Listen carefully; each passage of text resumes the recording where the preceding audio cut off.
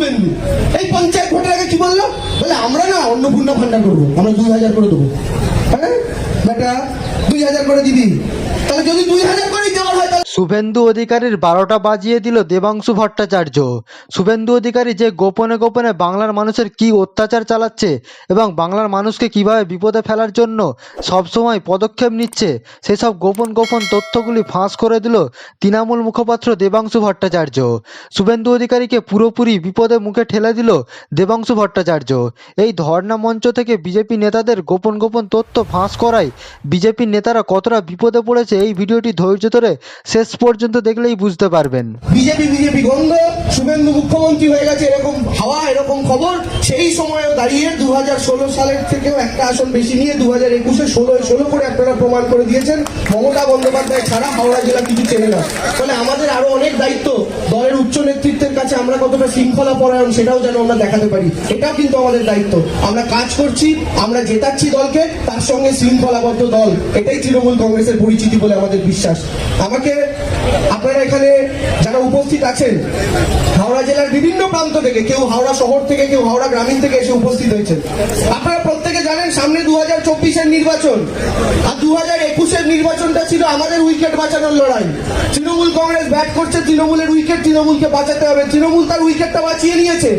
24-এর লোকসভা কিন্তু তৃণমূলের উইকেট বাঁচানোর লড়াই নয়, এই লড়াই হচ্ছে নরেন্দ্র মোদীর নিজের উইকেট বাঁচানোর লড়াই।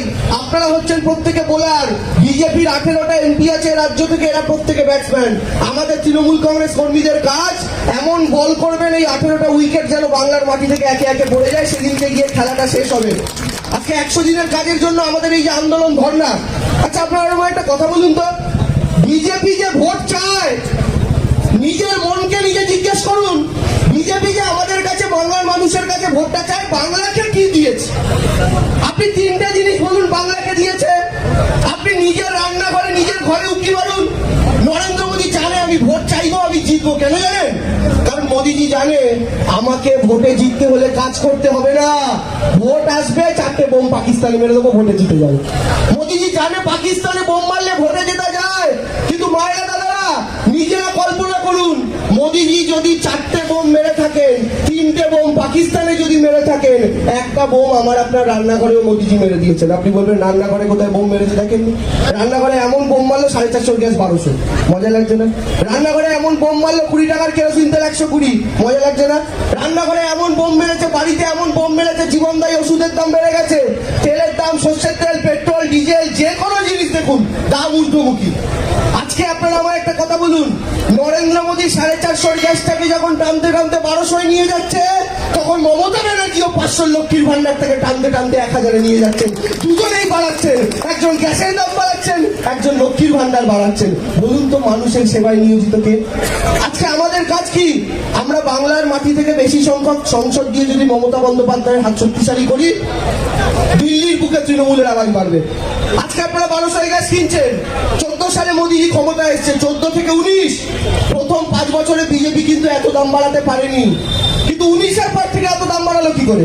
পেট্রোল কি করে 100-এর পরে পৌঁছলো 19-এর পরে? তার একটা মূল কারণ আছে, কি জানেন? 14 সাল থেকে 19 সাল তৃণমূলের 34টা এমপি ছিল। তৃণমূলের 34টা এমপি মানে লোকসভায় মমতা ব্যানার্জির কণ্ঠটা শক্তিশালী ছিল।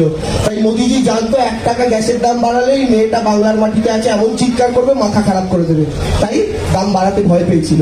কিন্তু 2019-এ তৃণমূলের সাংসদ সংখ্যা যেই 34 থেকে কমে 22 হয়ে গেল, মোদীজি ভাবলো বাঙ্গাল কি শেরনি কি আওয়াজ। যখনই দেখবেন খবরের রমরমা, টিভিতে যখনই তৃণমূলকে গালাগাল করা হয়, তৃণমূল যে ভোটে মনে হয় তৃণমূল বোধহয় এই ভোটে হেরে গেল, তৃণমূল সেই ভোটে সবচেয়ে ভালো রেজাল্ট করে। এটা তৃণমূল কংগ্রেসের ম্যাজিক। 2016 এরা জোটের সরকার গঠন করে দিয়েছিল, মমতা ব্যানার্জি 211।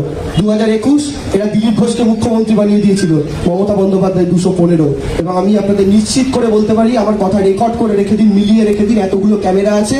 2021-এও প্রত্যেকটা স্টেজে গিয়ে বলেছিলাম, আজকে ওই ধর্ণা মঞ্চে, ঐতিহাসিক মঞ্চে দাঁড়িয়ে বলছি, মিথ্যে প্রমাণ হলে রেকর্ডিং ভাইরাল করে দেবেন, কান ধরে ক্ষমা চেয়ে নেব।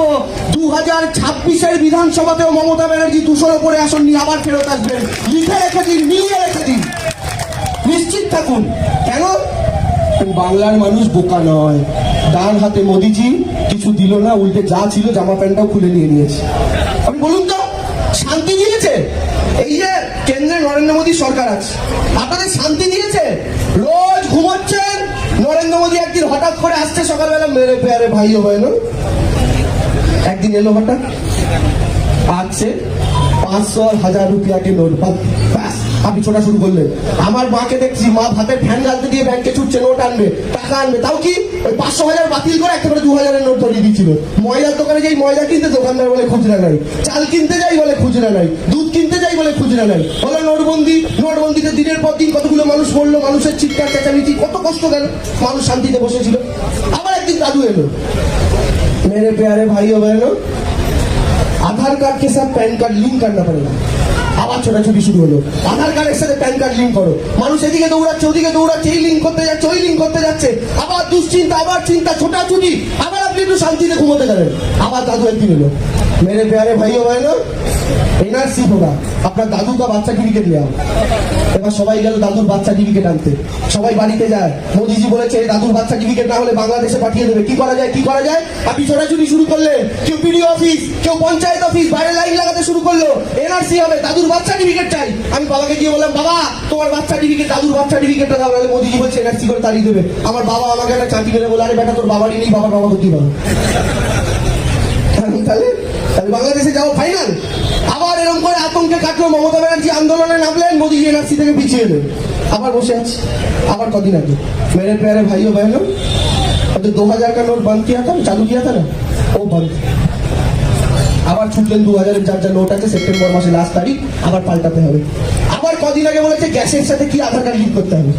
তাহলে আপনি আমায় বলুন, গ্যাসের সাথে আধার কার্ড লিঙ্ক, নোটবন্দি, প্যানের সাথে আধার লিঙ্ক, ছাগলের মাথার সাথে গরুর মাথা লিঙ্ক, হাতির মাথার সাথে ভেড়ার মাথা লিঙ্ক, এই করতে করতে আমাদের জীবন শেষ। আমরা লিঙ্ক করে করেই যাবো, আর মোদিজি প্লেনে করে কালকে আমেরিকা, পরশু রাশিয়া। কালকে ট্রাম্পের গালে চুমু খাবেন, পরশু পুতিনের গালে চুমু খাবেন। আর আমরা দেশের মানুষ, বোকা মানুষ, আমরা লাইনে দাঁড়াবো, লাইনে দাঁড়িয়ে দাঁড়িয়ে মরবো। তাহলে মোদিজি কি দিল? নিশ্চিন্ত ঘুম আপনার থেকে কেড়ে নিল। আর মমতা বন্দ্যোপাধ্যায়, আপনি নিশ্চিন্তে ঘুমোচ্ছেন, জানেন কালকে সকালে আপনাকে যে ভাতটা বসিয়ে ছেলেকে বা সন্তানকে খাওয়াতে হবে, সেই রেশনের চালটা মমতা বন্দ্যোপাধ্যায় ফ্রি করে দিয়েছেন। আপনি জানেন আপনার ছেলে বা মেয়েটা যে স্কুলে যাবে, সে যে সাইকেলটা করে যাবে, বাংলার দিদি সেই সাইকেলটা আপনার মেয়েকে কিনে দিয়েছে। আপনি জানেন আপনার ছেলে বা মেয়েটা যে পড়াশোনা করবে, তার জন্য জুতো, মোজা, বই, খাতা, এমনকি টেস্ট পেপারটা পর্যন্ত বাংলার মা মমতা বন্দ্যোপাধ্যায় করে দিয়েছে। তারপরে যদি চিকিৎসার প্রয়োজন হয়, সরকারি হাসপাতাল চিকিৎসা ফ্রি, বেড ফ্রি। আর সেখান থেকেও যদি যেতে হয় প্রাইভেটে, স্বাস্থ্যসাথী কার্ড আপনার জন্য। আর তারপরেও যদি মায়েদের লাগে হাত খরচ, তার জন্য লক্ষ্মীর ভান্ডার। তাহলে মোদি দিল দুশ্চিন্তা, আর দিদি করলো নিশ্চিন্ত। এবার বলুন তো, কাকে আমরা দিল্লিতে পাঠানোর কথা চিন্তা করবো? বিজেপি কি দিয়ে বলে লক্ষ্মীর ভান্ডার তো ভিক্ষা, মমতা ব্যানার্জি ভিক্ষা দিচ্ছেন। যারা ভিক্ষা বলতো বিজেপি, এই বেটা শুভেন্দু এই পঞ্চায়েত ভোটের আগে কি বললো, বলে আমরা না অন্নপূর্ণা ভান্ডার করবো, আমরা 2000 করে দেবো। হ্যাঁ বেটা 2000 করে দিবি। তাহলে যদি 2000 করে দেওয়া হয়, তাহলে দিদি যখন 500 করে দিচ্ছিল, এটাকে ভিক্ষা করলি কেন? কেউ জিজ্ঞাসা করবে। শুভেন্দু অধিকারী বলছে পঞ্চায়েতে জিতলে আমরা অন্নপূর্ণা ভান্ডার দেবো। পৃথিবীর কোনো পঞ্চায়েত নেই, কোনো এরকম পলিসি নেই যেটা পঞ্চায়েতে জিতে একটা দল করতে পারে। ও পঞ্চায়েতে জিতে অন্নপূর্ণা ভান্ডার করলো। আমি চ্যালেঞ্জ করলাম একদিন একটা টেলিভিশন শোতে গিয়ে, যে বিজেপির বন্ধুদের চ্যালেঞ্জ, আপনার মানুষকে বোকা বানাবেন না অন্নপূর্ণার ভান্ডার বলে। আপনাদের পঞ্চায়েতের প্রতিশ্রুতি দেওয়ার কি দরকার? অলরেডি তো মোদিজি ক্ষমতায় দেশে, তিনি তো প্রধানমন্ত্রী। কালকেই মোদিজিকে বলুন একটা নতুন স্কিম আনতে, অন্নপূর্ণা ভান্ডার, গোটা দেশের মায়েরা টাকা পাবে। তাহলে দিদি দেবে 1000, মোদি দেবে 2000, বাংলার মায়েরা পাবে 3000, হোক না। যেই বললাম মুখটা চুপসে আমসি হয়ে গেল, জানি মোদি তো করবে না। ছোটবেলায় মাকে যখন বলতাম, দুপুরবেলা বিছানায় শুয়ে থাকতাম, মাকে যখন বলতাম, মা বাইরে ঘুমটি বাজছে, আইসক্রিম যাচ্ছে, ধুতি গরম যাচ্ছে, আলু কাবলি যাচ্ছে, মা 2 টাকা দেবে? কি দেখতাম জানেন? মা আবার পাশ ফিরে আমার বাবাকে বলছে, কি গো 2 টাকা দাও না, ছেলে একটু ঝালমুড়ি খাবে। বাবা দিত, মা নিত, সেই টাকাটা আমার মা দিত। আমি মনে মনে ভাবতাম, আমার মা কেন আমার বাবার কাছে চায়? সেদিনকে বুঝলাম, আমার মায়ের তো কোনো রোজগার নেই। আমার মায়ের কাজ তো আমার মা গৃহকর্ত্রী, আমার মা ঘরে রান্না বান্না করে, সারাদিন আমাদের দেখে। মায়ের কাজ এমন একটা কাজ, যে কাজ পৃথিবীর সবচেয়ে কঠিন কাজ, কিন্তু এর কোনো মায়না হয় না, এর কোনো স্যালারি হয় না, অথচ পৃথিবীর সবচেয়ে কঠিন কাজ মায়ের কাজ। কিন্তু আজকের দিনে যখন রাস্তা দিয়ে আমরা যাই, রাস্তা দিয়ে যখন দেখি কোন ছোট ছেলে আজকে তার মায়ের আঁচলটা টেনে বলছে, মা 5 টাকা দাও, আইসক্রিম খাবো। আজকে তার মা তার হাজবেন্ডের দিকে তাকিয়ে বলে না, কি গো 5 টাকা দাও, ছেলেকে দেবো। আজকের মা তার আঁচল থেকে 5 টাকা টাকা খুলে তার সন্তানের হাতে দিয়ে বলে, যা বাবা আইসক্রিম খা, তোর বাংলার দিদি মমতা ব্যানার্জি আমাকে এই টাকাটা দিয়েছে, আমি এটা থেকে তোকে দিতে পারবো। এটা হচ্ছে আত্মসম্মান, এটা হচ্ছে পরিবর্তন, যে পরিবর্তনের দেশ এই বাংলার মানুষ সচক্ষে দেখেছে। তাই আপনারা যত অপপ্রচার করুন, যত কুচ্ছা করুন, বাংলার মাটি থেকে এই দৃশ্য আপনারা বদলাতে পারবেন না। তাই বক্তব্য আমি দীর্ঘায়িত করবো না, আপনাদের প্রত্যেককে অভিনন্দন জানাই, ধন্যবাদ জানাই। আপনারা এত সংখ্যায় এতজন আজকের এই ধর্ণা মঞ্চে এসেছেন। আমি আরো একবার বক্সি যা উপস্থিত আছেন আমি তাকে প্রণাম জানাই। মঞ্চে যে সকল বিধায়করা আছেন প্রত্যেককে আমার শুভেচ্ছা, কৃতজ্ঞতা। আপনাদের শুধু বলছি, সংঘবদ্ধ থাকুন, টিভির কথায় বিশ্বাস করবেন না, টিভি দেখে মতামত তৈরি করবেন না, মতামত তৈরি করবেন নিজের চোখে দেখে। কি কাজ হয়েছে, কি পরিবর্তন হয়েছে, 2011 আগের বাংলা কি ছিল, আজকের বাংলা কি, মোদির দেশের কি অবস্থা আর দিদির রাজ্যের কি, এটা মাথায় রেখে প্রত্যেকে এই পরিবর্তনটা করবেন। আমি শুধু আমার খুব প্রিয় একটা কবিতা মমতা বন্দ্যোপাধ্যায়কে নিয়ে লেখা, 2019 থেকে এই কবিতাটা আমি বহু মঞ্চে বলেছি, আমার দুর্গা। আমি এই কবিতাটা আরো একবার মমতা বন্দ্যোপাধ্যায়ের এই উন্নয়ন, এই কাজ, তার স্বরূপ আমি আপনাদের সামনে আরো একবার এই কবিতাটা পাঠ করছি।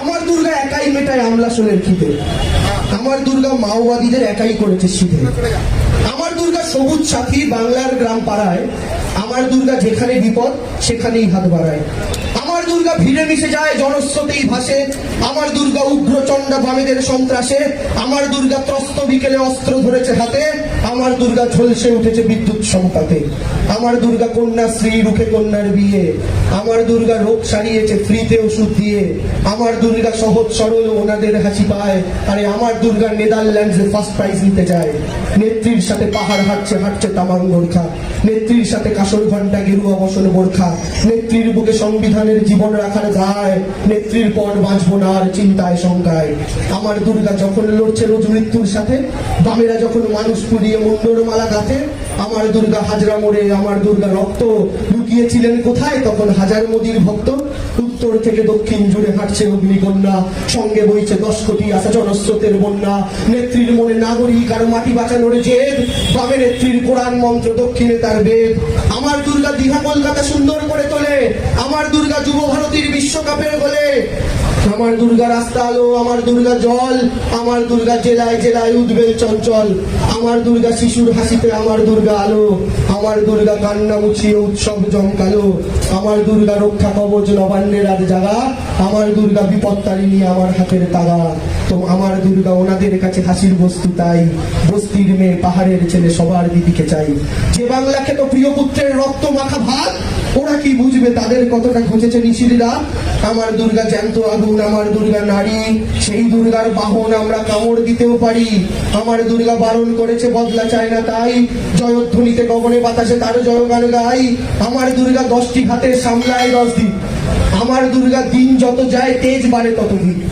আমার দুর্গা বয়সের সাথে তেজ বাড়ে ততদিন, আমার দুর্গা 10টি হাতে সামলায় 10 দিন, আমার দুর্গা দিন যত যায় তেজ বাড়ে ততদিন, আকাশ মেটেছে তব ফুৎকারে মঙ্গল শঙ্খের, আকাশ মেটেছে তব ফুৎকারে মঙ্গল শঙ্খের, আমার দুর্গা আবার জিতবে অসুর হারবে ফের, আমার দুর্গা আবার জিতবে অসুর হারবে ফের। Thank you.